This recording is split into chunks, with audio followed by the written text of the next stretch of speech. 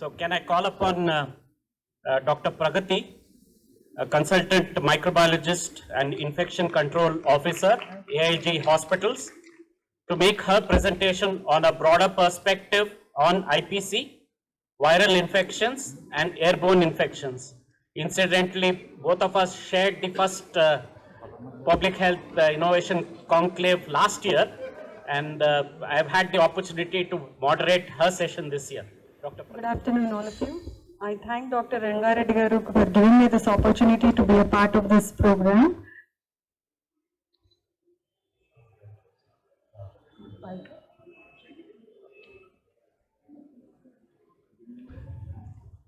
So first, let us start with what is an airborne infection. As we all know, it is an infection which is transmitted through inhalation of infectious agents in the form of aerosols or droplet nuclei.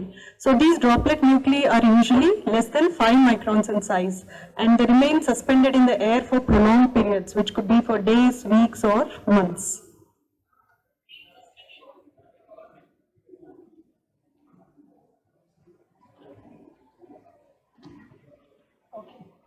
So today our scope of discussion is how to provide a safe environment in healthcare facilities to the patients, and also to provide guidance to all hospitals, both public health and private health setup for preparedness for emerging and re-emerging airborne infectious diseases. So these are the various microorganisms which could be causing airborne infections. They could be viruses, bacteria, or fungi. As you can see from the slide, some of the viruses like measles, chickenpox, COVID-19, which is causing the correct pandemic, SARS virus, MERS virus, and TB bacteria, and fungi like Aspergillus, Mucor, Rhizopus. These are usually associated with airborne infections in healthcare facilities. So there are various other microorganisms which can also cause airborne infections, but they are usually associated with community-acquired respiratory infections. So we need very strict controls at all levels to reduce the risk of transmission of infections in healthcare settings. These are administrative controls or work practice controls, environmental controls, and use of appropriate PPE. Now, as we go on to the next slides, I will explain in detail. So, administrative controls mean all the managerial activities which are aimed at reducing the risk of transmission of airborne infections in healthcare settings. These need to be implemented both at the OP settings as well as at the IP settings. So this is our plan at AIG Hospitals. Every patient who enters the hospital, patient along the visitor, should be screened for communicable diseases. So this, at the time of pandemic, when it was at its peak, we have even set up screening OPDs where vitals and all were monitored. But even now, with the pandemic not at its peak, every patient has to be screened in all healthcare facilities for communicable diseases. Even a visual screen is sufficient, okay? And if any patient is identified to be having symptoms of communicable disease or any respiratory symptoms, he should be first identified with wristbands, then isolated and segregated, and should be fast-tracked so that this patient does not wait for long in the healthcare facility and spread the infection to other patients or the staff. And if he is screen negative, he is usually directed to other OPDs. So this was what we were doing since the pandemic.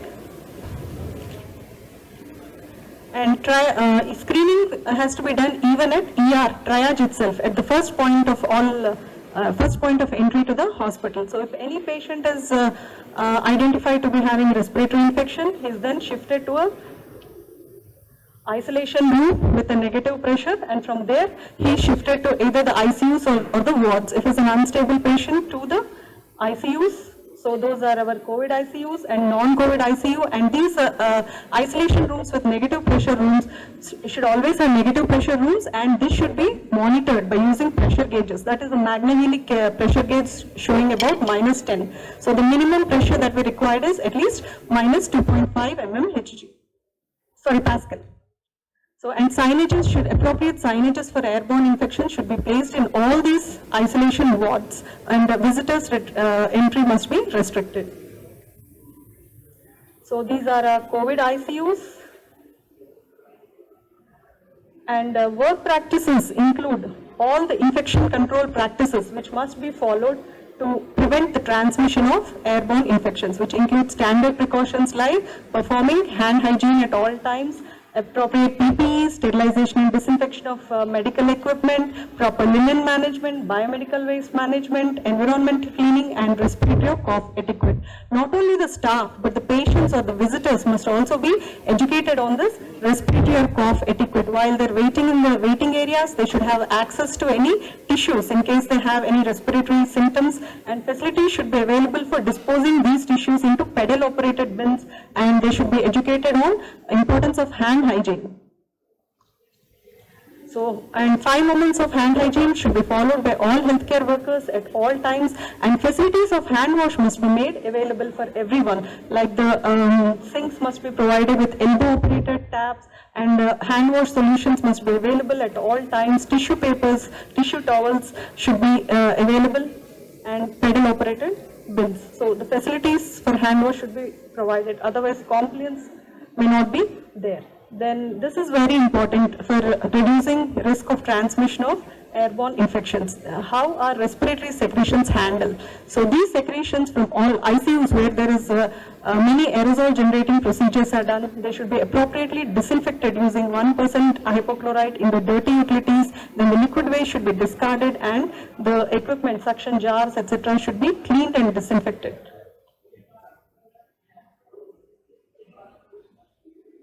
Biomedical waste, all the infectious waste should be handled in a very safe way. So with this, Pandemic Pollution Control Board has issued several guidelines for handling COVID waste, like using double covers, spraying 1% hypochlorite before tagging the bags, and then labeling them separately as COVID-19 waste, transporting in closed trolleys, and storing the waste in separate areas. So all the bags for COVID are stored in a separate area, and it should be a restricted or unauthorized entry, and all this waste must be autoclaved before disposing it to the common biomedical waste treatment facility.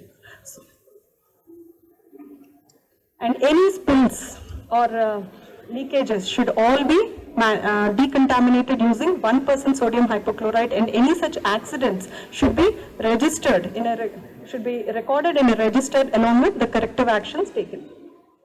So those were all the administrative controls or work practice controls. Now coming to the environmental controls. These form the second line of defense in reducing any airborne infections. But if our administrative controls are not effective, are not adequate, then environmental controls will be ineffective. So this include providing appropriate pressures like negative pressures in isolation wards, on ventilation and filtration. So all these are basically aimed at reducing the concentration of the infectious particles in the air. And I will just quickly explain to you what each of these means.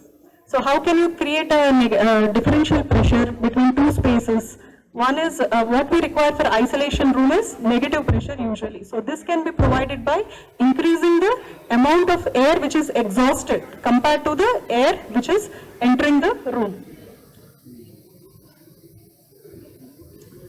And ventilation can be natural or mechanical. So some healthcare facilities may have only natural ventilation, and the best way to provide natural ventilation is by allowing cross ventilation. That is, windows should be open, they should be at the opposite sides of the room, so that fresh air enters through one and the infectious or contaminated air is exhausted to the other window.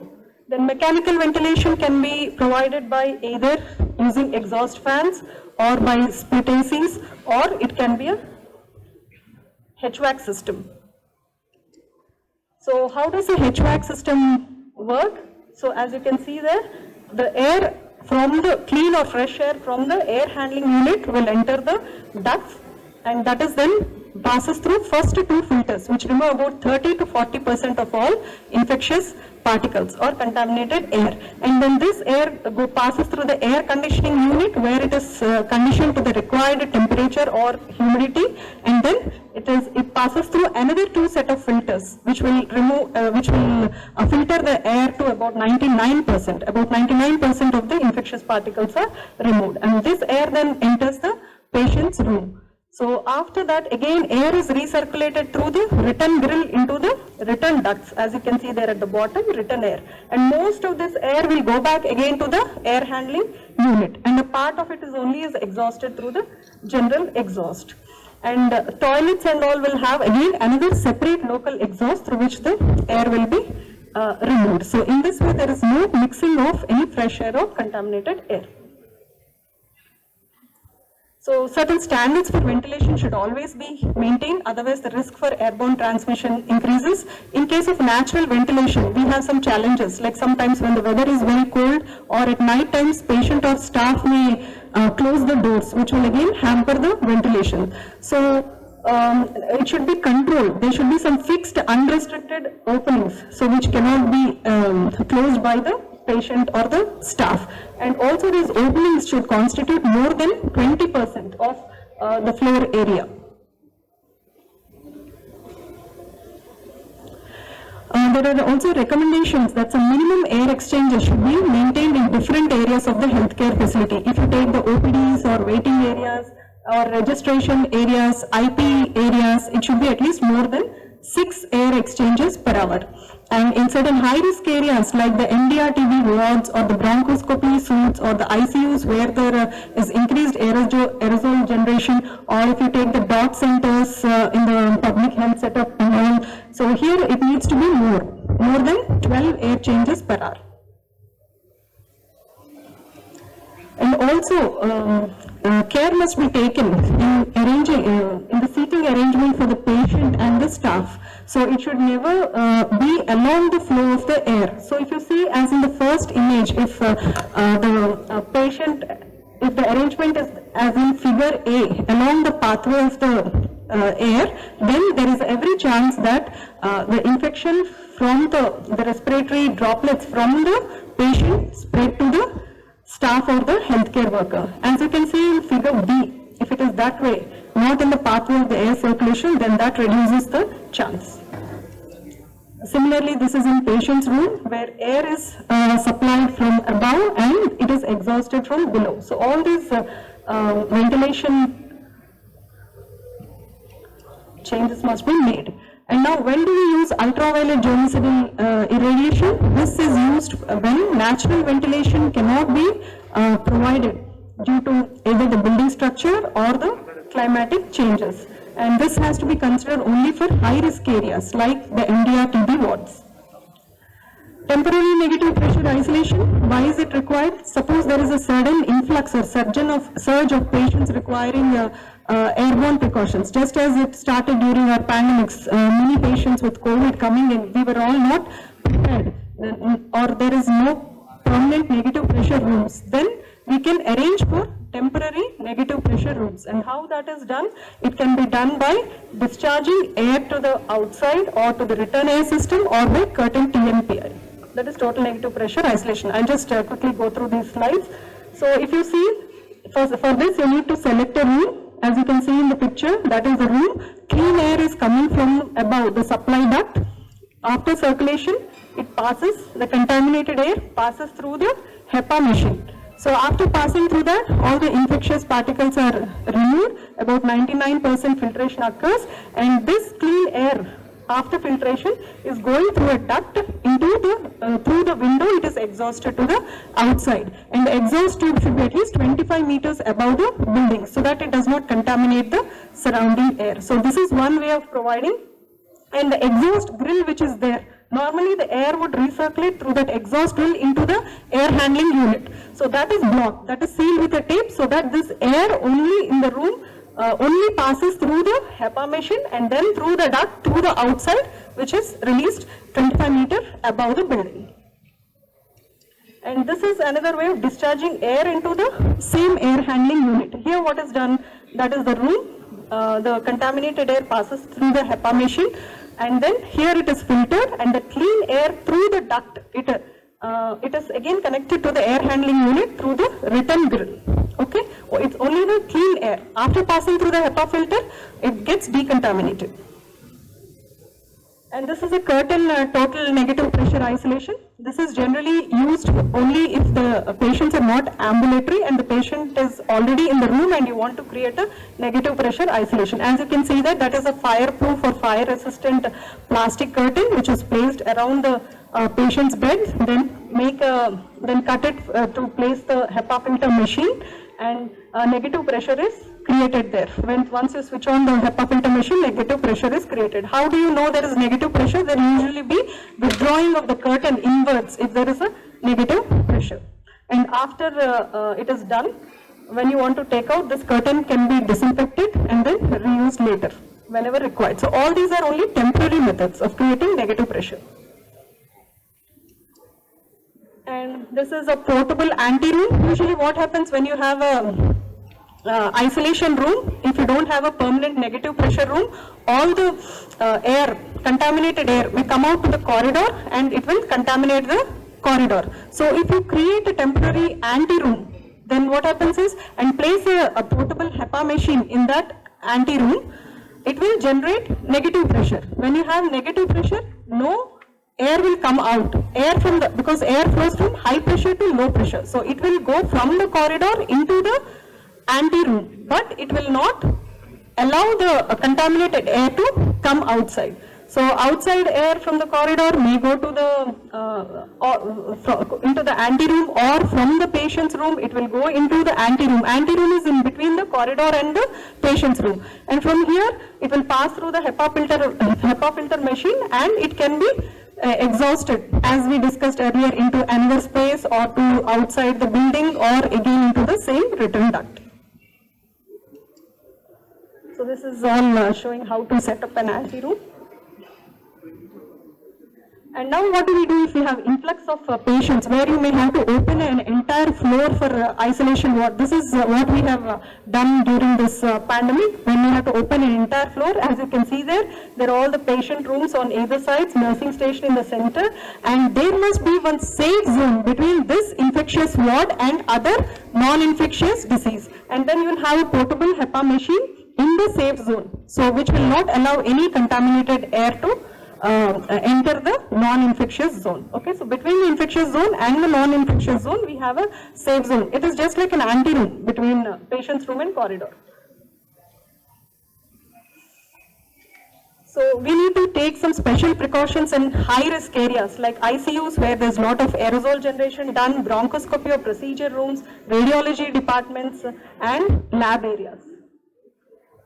So all the controls that we have discussed now, administrative, environmental, and use of appropriate PPE should be implemented in all these areas. But of special mention in ICUs is, I would say, all the ventilator tubings should be provided with bacterial and viral filters. And each hospital has a different policy, and as per our policy, we replace these bacterial or viral filters every 24 hours. So it can be each individual hospital policy. So they are named and labeled like that, so that this will prevent any infectious, if it's used on a patient with an respiratory disease, so the ventilator will not be contaminated if you have a filter. Otherwise, each time you use it for an infected patient, you will have to clean the expiratory cassettes. So if you use filters, just only periodical maintenance of cleaning the expiratory cassettes every 6 months would be enough. But if filters are not used, you cannot use that again for another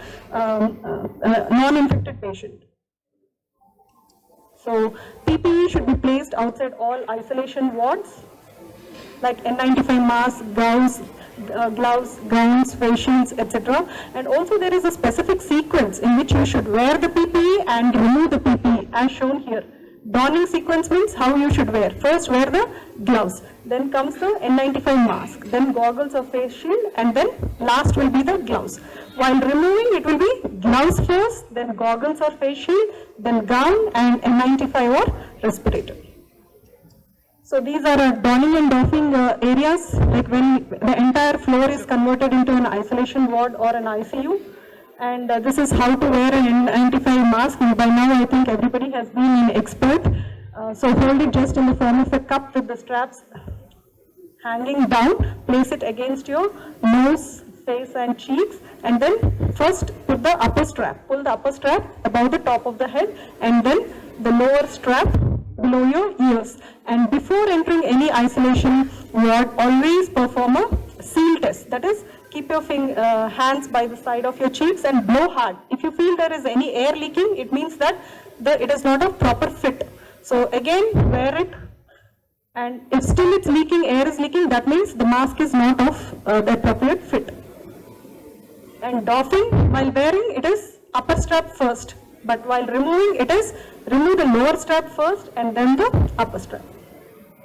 So bronchoscopy procedure rooms, all the controls as we discussed should be followed, but of special mention is bronchoscopy procedure should not be done unless we are unable to get any clinical information from the non-invasive tests. And for TB cases, at least 2 negative sputum smear results should be there before the procedure. And it's always better to schedule them at a particular time of the day or a day of the week to avoid contaminations. And air exchange in these procedures, ideally negative pressure, but if it's not available, at least maintain air exchanges of more than 15. Radiology areas are again all very high risk areas, so prior information should be given to the departments before sending any patients requiring airborne isolation. Patients should not be kept in the waiting areas, they should be directly taken to the procedure, and after the procedure the whole area should be sanitized, and the staff there should wear appropriate PPE while handling these patients, and all portable X-ray ultrasound machines should be disinfected after they are brought out of the isolation wards. If possible, have dedicated equipment, and it is always better again to give separate appointments for these patients. Like during COVID, we had a fixed timings, 7 to 9 in the evening, something like that for the COVID OP patients.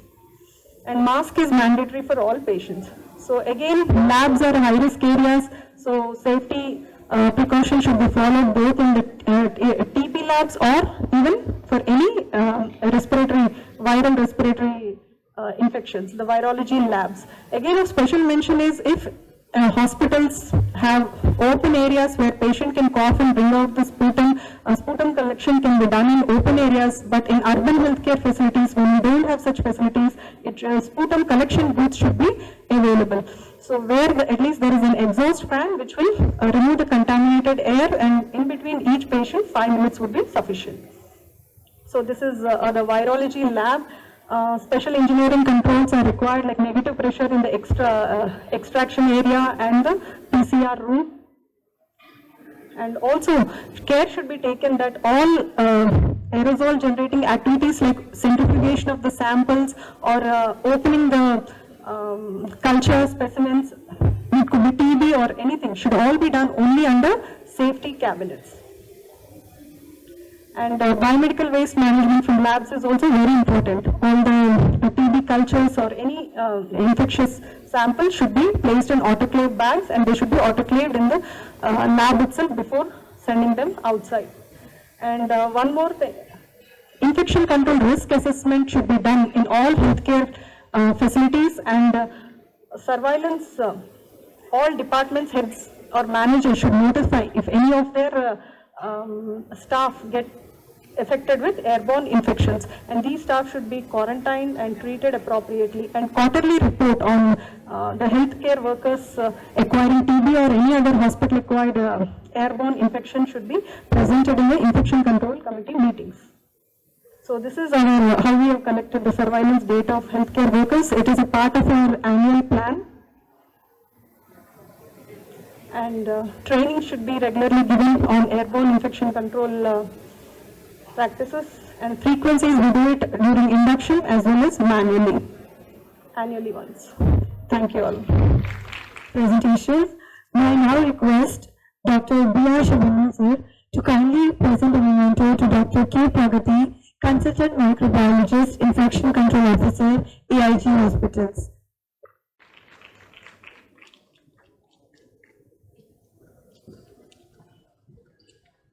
Thank you.